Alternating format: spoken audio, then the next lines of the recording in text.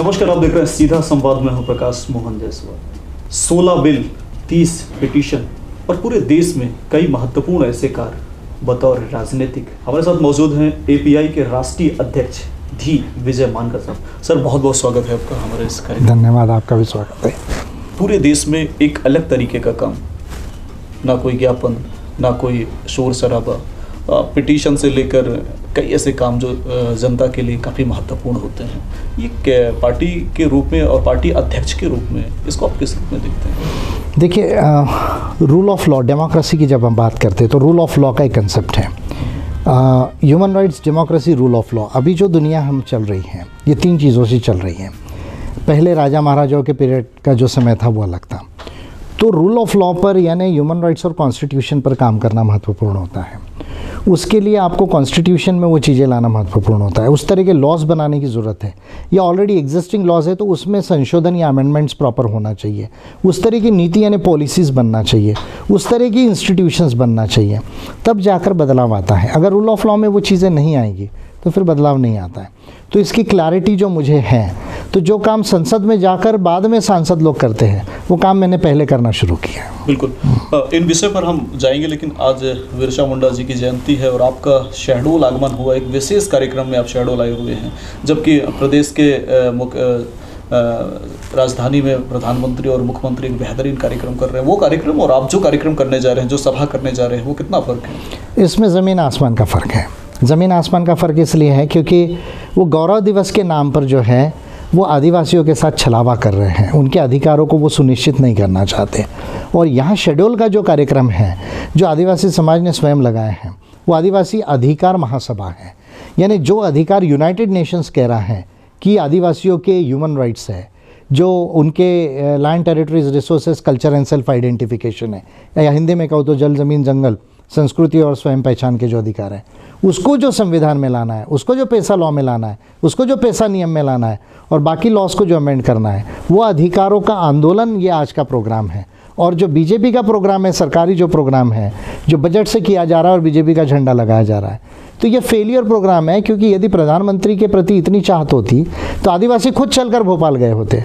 उनको पैसा देकर बस में बैठाने की ज़रूरत नहीं थी।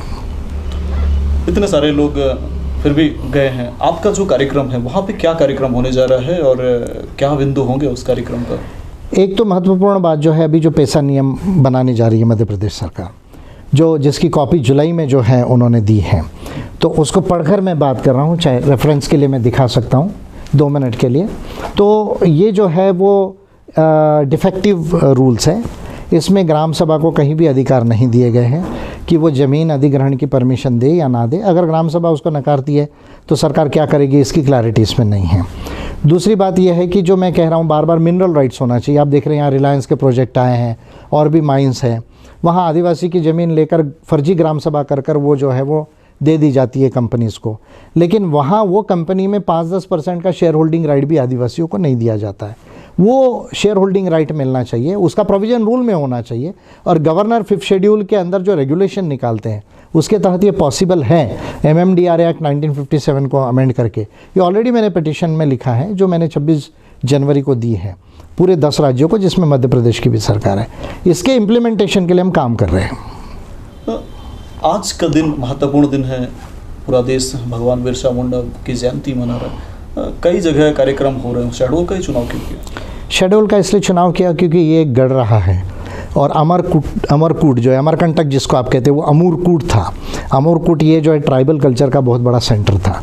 और ये जो बेल्ट है यहाँ पर, यहाँ आदिवासियों में एक बहुत बड़ी जागृति है, चेतना है। और यहाँ का जो संदेश है वो केवल मध्य प्रदेश नहीं पूरे देश में जाएगा, इसलिए शहडोल को चुना है। चूँकि आप एपीआई के राष्ट्रीय अध्यक्ष हैं और एक बड़े थीम को लेकर ये पार्टी काम कर रही है, पूरे देश में काम कर रही है, कई राज्यों में काम कर रही है। गोंडवाना गणतंत्र पार्टी जो है और आपकी पार्टी, क्योंकि अगर आदिवासियों की बात करें तो हम आदिवासियों की पार्टी तो ऑलरेडी है ही, फिर दोनों की पार्टियों का जो सामंजस्य होगा वो वैचारिक या सैद्धांतिक रूप से कैसा करने की कोशिश की जाए? देखिए, गोंडवाना एक रीजनल पार्टी है, एपीआई एक नेशनल पार्टी है। आदिवासियों को नेशनल लेवल की पार्टी की ज़रूरत है, क्योंकि आदिवासियों का जो इशू है वो केवल नेशनल नहीं इंटरनेशनल भी है, क्योंकि ये यूएन से भी जुड़ा हुआ है। तो इसलिए इसको नेशनल लेवल की पार्टी चाहिए। गोंडवाना 2 राज्यों में है और गोंडवाना का अधिकतर काम जो है वो ट्राइबल राइट्स पर है। एपीआई का काम ट्राइबल राइट्स पर भी है और भारत के तमाम लोगों पर है। तो ये बेसिक डिफरेंस है। लेकिन जहाँ तक ट्राइबल राइट्स का सवाल है, राइटिंग में जितनी चीज़ें हमने लाई है वो इंडियन हिस्ट्री में कोई नहीं ला पाया, लेकिन गोंडवाना ने भी कुछ अच्छा काम किया है।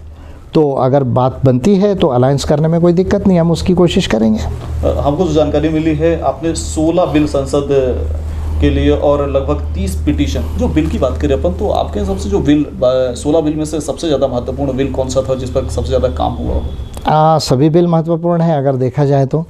आप मुझे पूछेंगे तो 2 बिल मैंने तमाम देशवासियों के मानव अधिकारों के लिए दिए हैं। जैसे देखिए, आज हमको बोलने की आज़ादी है, लेकिन अगर हमें रोज़गार नहीं है, अगर हमारे पास घर नहीं है, ज़मीन नहीं है, तो इसका अधिकार नहीं है। प्रोविडेंट फंड पेंशन नहीं है अगर, तो इसका अधिकार हमारे कॉन्स्टिट्यूशन में नहीं है। तो ये तमाम राइट्स के लिए तमाम भारतीयों के, तमाम देशवासियों के, वो मेरे लिहाज से सबसे इम्पॉर्टेंट है। फिर भारत की चुनावी व्यवस्था डिफेक्टिव है। देखिए आप, अभी हम 545 MP है, जबकि हमारे देश में जो है 1500 MP होना चाहिए मेरे हिसाब से लोकसभा में। अभी जो नई संसद बन रही है वो मेरे वजह से बन रही है, मैं आपको बताना चाह रहा हूँ, क्योंकि मैंने 10 बिल जब दिए 2017 में बना के संसद को, और कैलकुलेशन करके दिया कि ये सांसद कैसे बढ़ सकते हैं और प्रोपोर्शनल रिप्रेजेंटेशन सिस्टम में कितने होना चाहिए और पीआर सिस्टम एफपीटीपी में कितने होना चाहिए। ये जब मैंने कैलकुलेशन करके दिया, उसके बाद अभी 888 सांसदों का फिगर निकाल के नई संसद बन रही है। अगर मैं ये नहीं करता तो नई संसद नहीं बनती थी। तो उस लिहाज से चुनावी व्यवस्था के बिल भी महत्वपूर्ण है, और ऑफकोर्स आदिवासियों के अधिकार के और रिजर्वेशन के बिल भी इक्वली इंपॉर्टेंट है। ये तो चुनावी व्यवस्था को लेकर, इसके अलावा और जो बिल रहे होंगे देश के विकास के लिए? जो ह्यूमन राइट्स का बिल है वो सबसे इम्पॉर्टेंट है अगर आप मुझे पूछेंगे, क्योंकि ह्यूमन राइट्स तो देखिए सब मानवों के मानव अधिकार हैं। वो कोई भी हो, वो कौन से धर्म को मानता है या नहीं मानता है, कौन से कम्युनिटी में है या नहीं, किस राज्य में रहता है, गांव में रहता है या शहर में रहता है, कोई मायने नहीं है।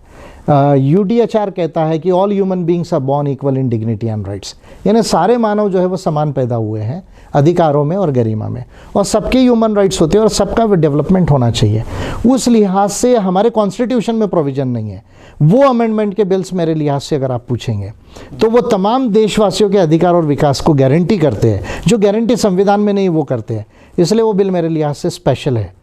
अधिकार और आरक्षण, जब अधिकार के लिए, मानवाधिकार के लिए आपने बात रखी है, लड़ाई लड़ी है, तो ये आरक्षण को किस हिसाब से देखते हैं? और अगर इसका क्लासिफिकेशन करें पूरे देश में, जातिगत के आधार पर करना चाहेंगे या उनकी आर्थिक स्थिति के आधार पर करना चाहेंगे, कि ये लगातार ये राजनीतिक मुद्दा बनता जा रहा है, उसमें आपका क्या कहना है? देखिए, जब तक भेदभाव है तब तक आरक्षण की ज़रूरत है। जिस दिन भेदभाव समाप्त हो जाएगा तो आरक्षण की ज़रूरत शायद 50 साल बाद समाप्त हो जाएगी। देखिए, भेदभाव एक तो सामाजिक लेवल पे है, सांस्कृतिक लेवल पर है, फिर आर्थिक लेवल पर भी होता है और पॉलिटिकल लेवल पर भी होता है। पर आरक्षण बेसिकली जो दिया गया वो सामाजिक और सांस्कृतिक आधार पर जो भेदभाव था, उसके वजह से जो है हमारे कॉन्स्टिट्यूशन में कम्युनिटी बेस्ड रिजर्वेशन है, और इकोनॉमिक्स का क्राइटेरिया उसमें नहीं है। ऑफकोर्स बाद में सुप्रीम कोर्ट ने जो OBC के केस में जो लिमिट लगाया वो सुप्रीम कोर्ट का व्यू था। कॉन्स्टिट्यूशन में जो है वो social and educationally backward classes ये वर्ड है, यानी हम अगर आर्टिकल 16(4) को या 15(4) को पढ़ते हैं तो socially and educationally backward classes कहा गया, यानी जो सामाजिक तौर पर पिछड़ गए, जो शैक्षणिक तौर पर पिछड़े हुए हैं, उनको रिजर्वेशन का प्रोविजन हमारे कॉन्स्टिट्यूशन में है। 50 साल बाद शायद नई परिस्थिति आ सकती है, 2 पीढ़ी के बाद। 75 साल हो गया देश को आज़ाद हुए, क्या अभी भी आरक्षण का मुद्दा सॉल्व नहीं हो रहा है? हम देख रहे हैं कि राजनीतिक पार्टियां बनती हैं, बिगड़ती हैं, पार्टी जीतती हैं, हारती हैं, आरक्षण को मुद्दा बनाती हैं। ऐसे में कितना इसको आप महत्वपूर्ण मानते हैं? अगर ठीक से लागू कर दिया जाए तो मुझे लगता है 2 पीढ़ी से ज़्यादा नहीं लगना चाहिए। ये तो इसलिए हो रहा है क्योंकि ठीक से लागू ही नहीं किया। अभी देखिए आप, OBC को प्रमोशन में रिजर्वेशन नहीं है। अब OBC की आबादी लगभग 50% है, उसको 27% भी रिजर्वेशन नहीं मिल रहा है। मध्य प्रदेश में 14% केवल रिजर्वेशन, वो भी हाई कोर्ट में लटक गया है, जबलपुर में जो है वो।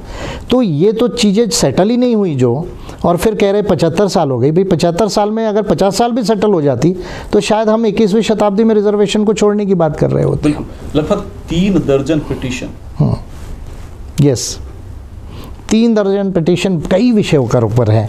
जैसे अभी मैं लेटेस्ट से शुरू करता, अभी OBC की जनगणना होनी चाहिए, इस पे मेरा पिटिशन है, जिस पे अमित शाह जी का जो मिनिस्ट्री है, होम अफेयर्स मिनिस्ट्री, उसको बहुत बड़ी दिक्कत है, क्योंकि जो जस्टिफिकेशन दे रही थी 14 जस्टिफिकेशन को मैंने पॉइंट बाय पॉइंट जो है ह्यूमन राइट्स और कॉन्स्टिट्यूशन और लॉ में डिस्प्रूव किया कि ये कैसा आपका व्यू गलत है और ऑन द कॉन्ट्ररी क्यों होना ज़रूरी है। और बाद में वो सुप्रीम कोर्ट में भी केस चल रही है, सब जुडाइस है, तो उसका डिसीजन आएगा। वहाँ गवर्नमेंट ऑफ इंडिया की बड़ी दिक्कत हुई। फिर ट्राइबल कोड होना चाहिए धर्म के कॉलम के अलावा, आदिवासी अपना कोड लिखना चाहते संस्कृति का, वो एक पिटिशन है। उसके बाद में नो रिलीजन का कॉलम होना चाहिए, जो पहले हुआ करता था। लगभग 2001 के सेंसस तक नो रिलीजन का कॉलम था कि जो लोग कोई भी धर्म को नहीं मानते, धर्म को मानने वाले भी है और धर्म को नहीं मानने वाले, पर धर्म को जो नहीं मानते उनका कॉलम नहीं, वो वापस लाने के लिए मेरा एक पिटिशन है। फिर पीपल्स बजट, यानी बजट बनना कैसा चाहिए, उसमें भारत के तमाम लोगों के लिए कैसे प्रोविजन होना चाहिए। जैसे एनवायरमेंटल बजट हमारे देश में नहीं होता था, महिलाओं के लिए स्पेशल बजटिंग नहीं होता था, वो मेरी 2015 की पीपल्स बजट के पिटिशन के बाद में जो है हुआ है। और फिर छोटे बड़े इश्यूज़ के ऊपर बहुत, जैसे अभी ट्राइबल रूल्स, जो भी पेशा रूल्स है, उसके ऊपर मैंने पिटिशन किया 26 जनवरी को। तो ऐसे फिर मिसलेनियस बहुत सारे सब्जेक्ट्स हैं। ज़्यादातर आदिवासियों का उपयोग चुनावी रैली वोट के लिए किया जाता है। आपकी पार्टी राष्ट्रीय पार्टी है, आपका भी उद्देश्य कहीं वोटिंग तो नहीं? वोट तो देखिए हर नागरिक का वोट हर पार्टी को चाहिए और मैं समझता हूँ उसमें कोई बुराई नहीं है। बुराई वहाँ है कि जब हम केवल वोट लेना चाहते हैं लेकिन उनके अधिकार और विकास को गारंटी नहीं करना चाहते, हम वो नीति को डिक्लेयर नहीं करते, उसके प्रति हम प्रामाणिक नहीं होते हैं, उस पर हम काम नहीं करना चाहते। दिक्कत वहाँ पर है। हर पार्टी जब पॉलिटिक्स में है तो वोट तो उसको चाहिए और वोट हर एक का चाहिए, लेकिन वो वोट नागरिक को सुजान करके हो, उसके अधिकार और विकास की गारंटी देकर हो और वैसा काम वो पार्टी करे, तो मैं समझता हूँ इसमें कोई बुरी बात नहीं है। ज़्यादातर हम देखते हैं कि लड़ाइयाँ उनके लिए लड़ी जाती हैं, लेकिन जीत जब होती है तो उनकी खुद की होती है, किसी और की। आपको जब इस रूप में लेते हैं इस पूरी टीम को या पूरे थीम को लेकर, तो इनमें आपका उद्देश्य क्या है कि इनको जागरूक करना, इनके उद्देश्य को लड़ना है या उनको प्रतिनिधित्व कराना भी अपने पार्टी का एक उद्देश्य? तीनों चीज़ें हैं। देखिए, एपीआई हर नागरिक को सुजान बनाना चाहती है। मैं चाहता हूँ कि यूरोप जैसा हो जाए। आप देखिए फ्रांस में, जर्मनी में, स्विट्ज़रलैंड में, हॉलैंड में, फिनलैंड में क्यों बीजेपी कांग्रेस जैसी आपको धोखेबाज पार्टीज़ नहीं मिलेंगी? क्योंकि वहाँ का नागरिक ही सुजान है। जिस दिन भारत का नागरिक सुजान हो जाएगा, लोकतंत्र जो है वो सफल हो जाएगा, सुजान हो जाएगा। I always say in English, the quality of democracy depends upon the quality of its citizenship. यानी अगर नागरिक सुजान होंगे ना तो नेता और पार्टी ऑटोमेटिक सुधर जाएगी। तो मैं भारत के हर व्यक्ति को सुजान बनाना चाहता हूँ, हर व्यक्ति और कम्युनिटी का प्रतिनिधित्व गारंटी करना चाहता हूँ और हर व्यक्ति परिवार और कम्युनिटी का डेवलपमेंट करना चाहता हूँ। ये मेरी पार्टी का जो है वो क्लियर एजेंडा है। जब तक कि आपकी पार्टी सत्ता पे नहीं आती, क्या सरकारों से आप बात करते हैं कि? अभी तक तो मैंने केवल बिल्स और पिटीशन के माध्यम से बात की है, इन पर्सन बात नहीं की, लेकिन अगर देश के लिए, लोगों के लिए बात करनी पड़े तो उसमें बुराई क्या है? वो अपोजिशन पार्टी है, दुश्मन तो नहीं है। राजनीति में मैं नहीं समझता कि कोई दुश्मन होता है, अपोनेंट्स होते हैं, दुश्मन नहीं होते हैं। तो लोगों के लिए अगर बात करनी पड़े तो की जा सकती है, कोई बड़ी बात नहीं है। नीतियों को लेकर, विकास को लेकर सरकार बनने की तैयारी निश्चित रूप से हर एक पार्टी की होती है, तो आपका उद्देश्य क्या है? सेंट्रल पे सरकार बनाने का है या स्टेट पे? दोनों जगह की तरफ हम बढ़ रहे हैं। प्रायोरिटी यह है कि हम पहले पार्लियामेंट में एंटर हो जाए तो ज़्यादा आसान हो जाएगा, और ऑफ कोर्स अगर विधानसभाओं में जीते तो खुशी होगी, और फिर दोनों जगह गवर्नमेंट्स बनाने की तैयारी हो। निश्चित रूप से इतनी जल्दी पार्टी का विकास, और अगर हम सीट की बात करें तो बहुत मुश्किल होता है। ऐसे में और कौन कौन सी पार्टियां हैं जो आपके समकक्ष, आपके विचारों के अनुरूप काम कर रही है और उनको आप अपने साथी के रूप में देखते होंगे? मेरे समकक्ष तो मैं नहीं कह पाऊँगा क्योंकि ये तो वर्ल्ड लेवल का पॉलिसीज़ है, लेकिन जो भी कुछ अच्छी बातें कर रही हैं, अच्छी पार्टीज़ कर रही हैं, तो कुछ पार्टियों उसका नाम मैं ले सकता हूं। अगर लेने के लिए कहूं तो वैसे अलायंस के लेकर तो बात नहीं हुई। साउथ इंडिया चले जाओ तो मैं डीएमके को देखता हूं एक तरीके से, जनता दल सेक्युलर है उसको मैं देख सकता हूं। फिर जो है थोड़ा सा अगर ऊपर आ जाऊं तो मैं तृणमूल कांग्रेस को उस लेवल से देख सकता हूं कि उनका व्यू थोड़ा सा एक पॉजिटिव है। फिर आरजेडी और जो एसपी है, तो ये दो पार्टीज़ में थोड़ा सा मैच्योरिटी है। आम आदमी पार्टी से उम्मीद थी, पर आजकल केजरीवाल जी कलर बदल रहे, वो भी धर्म की राजनीति की तरफ जा रहे हैं, तो इसलिए अभी मैं थोड़ा सा उनको टेस्ट करना चाहूँगा। और फिर गोंडवाना जैसी पार्टीज़ हैं, तो मैं समझता हूँ कि ये कल्चरल कंटेक्स्ट में कुछ जो है जिनका मैं नाम ले सकता हूँ। फिर कुछ पीस पार्टीज़ जैसी पार्टीज़ हैं, उनका मैं नाम ले सकता हूँ।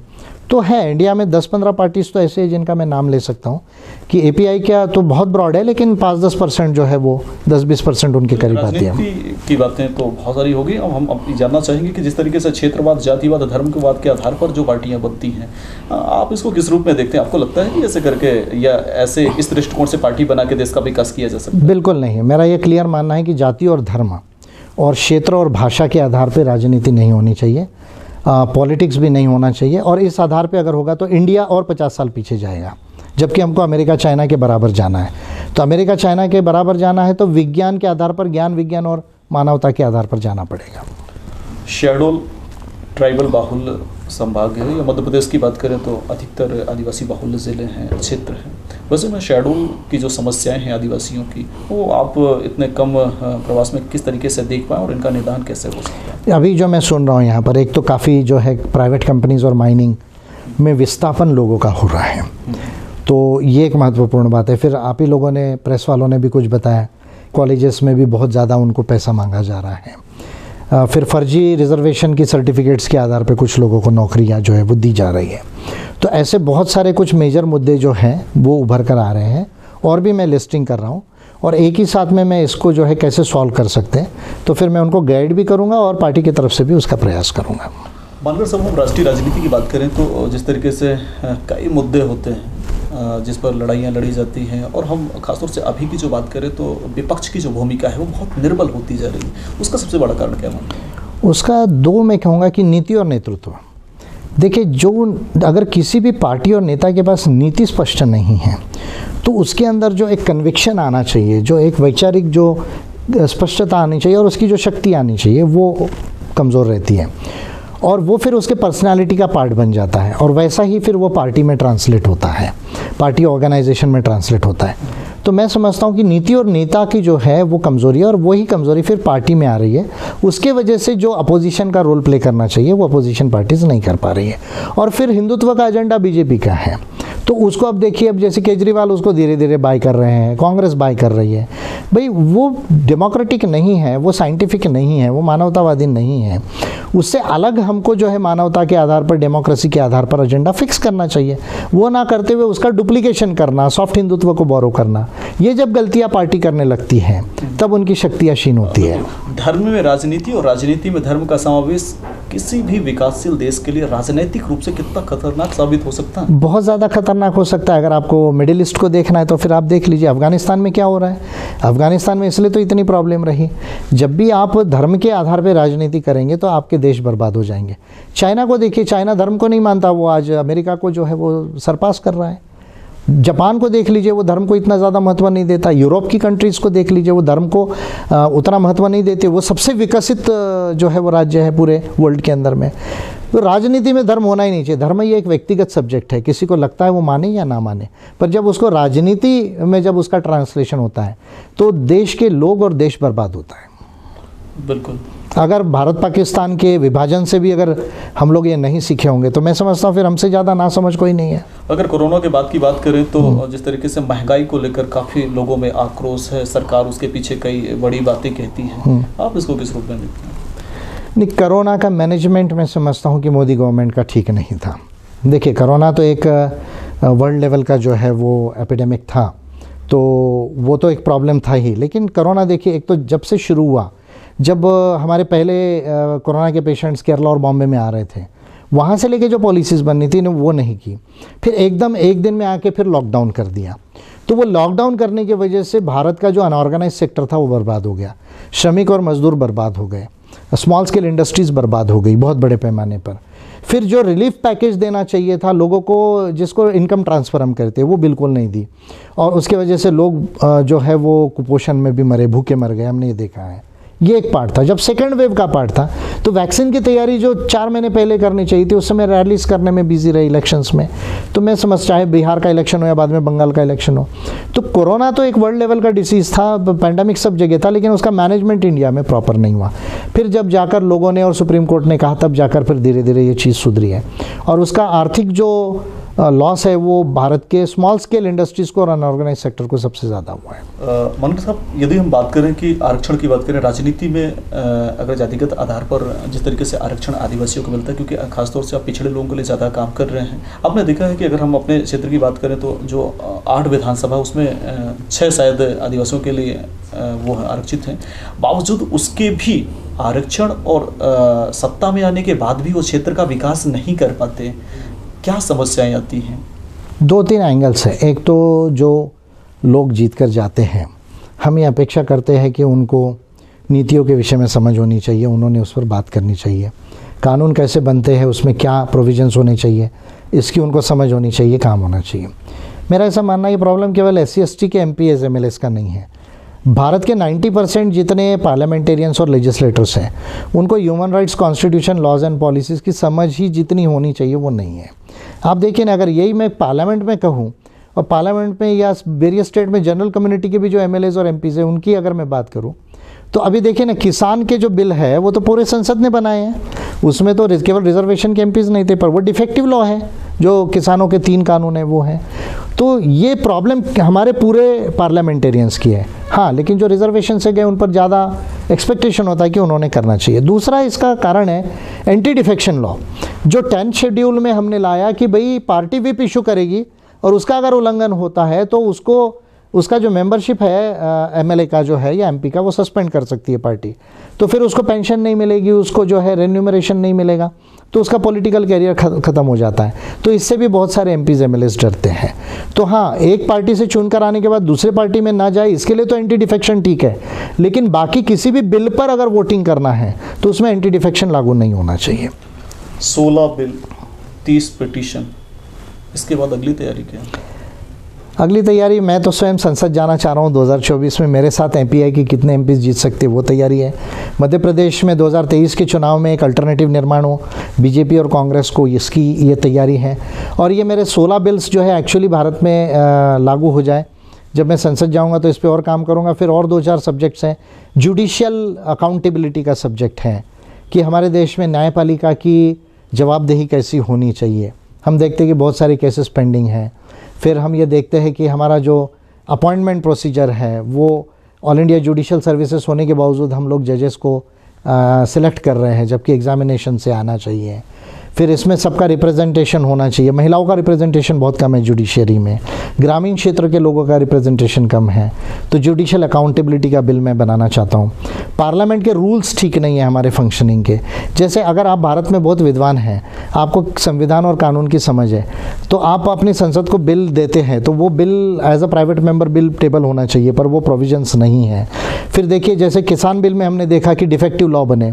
वो क्यों बनते हैं? क्योंकि जो प्री लेजिस्लेटिव स्क्रूटनी है और ऑनगोइंग लेजिस्लेटिव बिजनेस में स्क्रूटनी होना चाहिए, उसके रूल्स हमारे पार्लियामेंट में क्लियर नहीं है। तो वो रूल्स के अमेंडमेंट का प्रोविज़न मैं करना चाहता हूँ। और भारत के एजुकेशन सिस्टम को जो है साइंस एंड टेक्नोलॉजी के आधार पर, नॉलेज के आधार पर और ह्यूमनिज्म के आधार पे कैसे ट्रांसफॉर्म हो, वो उसके लिए स्पेशल पॉलिसीज़ का ऊपर काम करना चाहता हूँ। इन जनरल 10 साल में हम इंडिया को चाइना अमेरिका के बराबर कैसे ले जा सकते हैं, उस पर मैं काम करना चाहता हूँ। उसके लिए मैं स्वयं पार्लियामेंट एंटर होना चाहता हूँ। मेरे पार्टी से लोगों को ले जाना चाहता हूँ पार्लियामेंट में जिताकर, और वेरियस स्टेट्स में भी जिताना चाहता हूँ। पूरे देश में मेंबर्स, विधायक जाना चाहते हैं, कोई पार्लियामेंट, कोई विधानसभा, तो सबसे ज़्यादा टारगेट क्या है? कौन सा स्टेट से शुरू करेंगे? अब भाई हम मध्य प्रदेश में बैठा हूँ तो मैं MP का ही नाम लूँगा। MP है, छत्तीसगढ़ है, झारखंड है, राजस्थान है, UP है, तेलंगाना है, उड़ीसा है। ये तमाम जो स्टेट्स है, फिर कुछ साउथ इंडिया के भी स्टेट्स हैं जैसे कर्नाटका है। तो ये स्टेट्स आप समझ सकते हैं, थोड़ा UP के अंदर में भी जो है वो करेंगे। तो ये तमाम स्टेट्स में आप समझ लीजिए, बिहार में बहुत अच्छा स्कोप है API को। तो ये तमाम स्टेट्स में कहीं से भी जो है ज़्यादा फोकस है। ये 8-10 राज्यों में ज़्यादा फोकस है और इन जनरल पूरे कंट्री में फोकस है। बिल्कुल मित्रों, तो ये थे API के प्रेसिडेंट, और काफ़ी बातें इन्होंने की। खासतौर से देश की स्थिति आप समझ सकते हैं कि देश को किस तरीके, चाहे वो क्षेत्रवाद के आधार पर हो, जातिवाद के आधार पर हो, कई मुद्दों को लेकर बोर्ड की राजनीति तो खेली जाती है, लेकिन महत्वपूर्ण बिंदुओं के आधार पर, विकास के आधार पर, और जो हमारे थीम है दशा और दिशा हमारी कैसे एक हो और उसके आधार पर कैसे हम देश का विकास कर सकें, ये प्रेसिडेंट साहब ने बताया। और आज का जो महत्वपूर्ण कार्यक्रम है उस कार्यक्रम के लिए आज ये शैडो लाए हुए थे। सर, हमसे बातचीत करने के लिए और महत्वपूर्ण विषय पर बात करने के लिए आपका बहुत बहुत धन्यवाद, और आपका जो भी कार्यक्रम उसके लिए all the best. Prakash ji धन्यवाद, आपने समय निकाला और स्पेशली इंटरव्यू लिया। Thank you.